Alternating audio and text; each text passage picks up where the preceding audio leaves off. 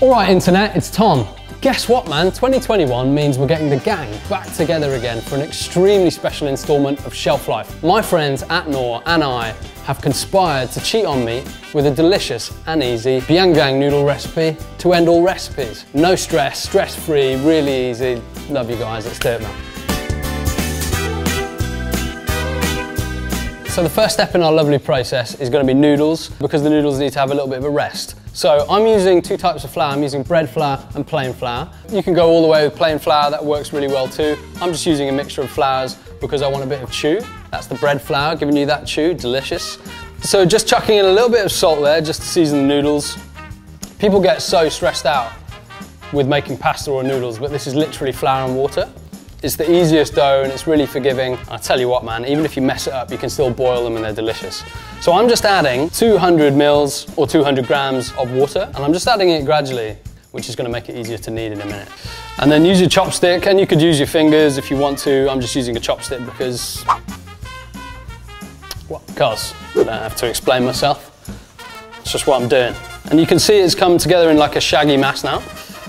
I like to work it in the bowl a little bit, just so you don't make too much mess. And you can see it's like cleaned the bowl for me. So you've got like a tacky dough, but it's not quite ready. It's still a bit rough looking.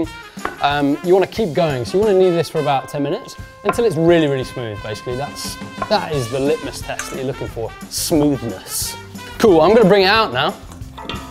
So yeah, now just absolutely pummel it for like 10 minutes. All right? All right, that's 10 minutes on the dot. And now he just needs a long rest. So he's gonna go in a bowl that I'm just lining with a little bit of grease, a little bit of oil. Give it a rub around. He's gonna be wrapped up, and you're gonna leave this at room temperature. This is basically the hydration process where the flour and the water get to know each other. It's like two strangers in a room. They need time to become friends, okay? And that's it. So my noodle dough is resting now, so I'm going to be making some cumin aubergines to go in my bowl. These are going to be roasted, and they're really, really easy. You don't have to have these with noodles, you can have these with rice or whatever you like. So all you need to do is grab a Knorr vegetable stock cube. We're going to be using the stock cube in two different ways. Half of it is going to make a broth that's going to go in the bottom of the bowl for the noodles, and half of it I'm going to use to make a little marinade or dressing for my roasted aubergines. So all we're going to do is we're going to snap this guy in half, pop it in the bowl, save the rest for later, no problem. And then here I've got some gochujang, which is a Korean fermented red pepper paste. It's in all reputable supermarkets these days, but if you can't find it, you could use a little bit of honey and a little bit of chili because it's a little bit spicy, but the funk that's in this guy is really delicious. So do look out for it, guys, and do just, you know, give it a whirl. So give this a bit of a crush to make like a smooth, homogeneous paste, because you don't want any chunks of stock cube knocking about anywhere. So when that's all mashed up, no probs. Gonna chuck in some cumin. Again, we're kind of being inspired by cumin lamb today. Cumin lamb and noodles, very traditional, very delicious, but we're cheating on meat, everybody, so don't worry about it. And then you just want to gradually add this oil. And aubergine, as you may well know, is a bit of a sponge. So it needs lots and lots of oil. Don't scrimp on it because you're gonna end up with horrible, chewy, undercooked aubergine, and that's grim, okay? So yeah, look, that's it man, how easy is that? And you'll notice I'm not adding any other salt, no soy, because you've got the umami flavour from the stock cube, and that's gonna make your aubergines taste next level nice. So now, all I need for my roasted aubergines is some aubergine. You can use 2 small aubergines, or you can use one absolutely massive one. So you wanna go like really wide coins, like expensive pounds. So grab your coins and throw them into the dressing. Seasoning with stock cubes is a really, really cool thing to do because it's just a much richer kind of flavour. You're also getting lots of like umami richness that you wouldn't have otherwise, so give it a whirl. And use your hands for this. You can use a spoon, but you're not going to get it all over the aubergines, and that'll be an absolute disaster. Great, look at that, wow. That looks wicked, okay. So, grab yourself a lined tray, pop them on. You can see that there are no raw spots of aubergine left, which is exactly what I was intending to do. So these guys are going to be roasted in an oven that has been preheated to about 180 degrees centigrade, that's 350 Fahrenheit. And they're gonna roast for about 35 to 40 minutes until they're really delicious and dark and crispy and golden. And in the meantime, here's a little something, a little bit different.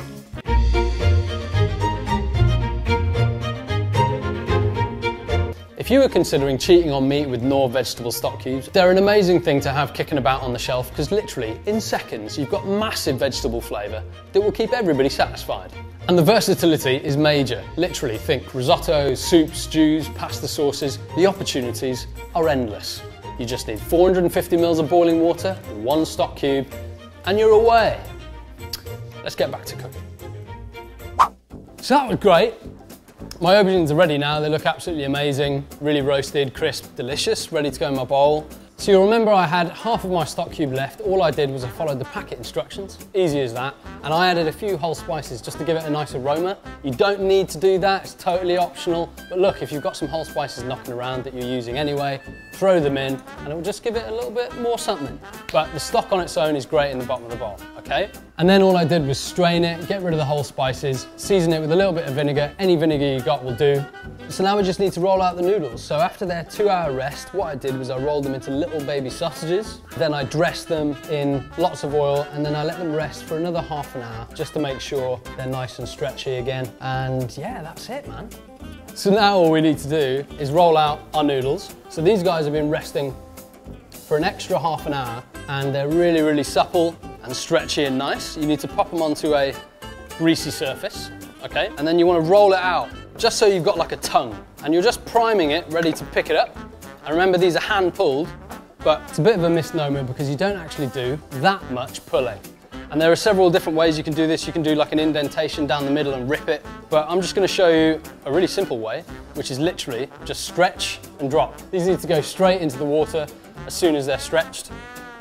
So you'll see here, I'm not really doing anything, and they're kind of coming away either side like that. And as soon as you get to a moment where it feels like you're going to rip it, that's when you start to slap. And it will just take that tension all the way, and you'll end up with a really massive noodle like that. You can give it one last slap on the table, and then drop it in. See you later. Easy as that. And all you're looking for it to do, so you need to boil it for about a minute. As soon as it floats, leave it for an extra 30 seconds, and then you want to lift it out. All right, so while my second noodle boils, I'm just going to pop a little bit of this broth, and this is enough for 3 or 4 people, or 2 hungry guys, who knows. A little bit of that broth goes in the base. Use some chopsticks to help you grab your noodle out of here. You go straight in the base. Into here, we're going to be chucking all of our seasonings. So we've got a bunch of chili flakes, a little bit of ground Sichuan pepper, a little bit of roasted cumin, a whole heap of raw garlic, and then some finely diced spring onion too. And then I want you to grab some hot oil, and you can do this with a ladle, whatever, but I've got a nice lip to my pan, and then you go straight over it.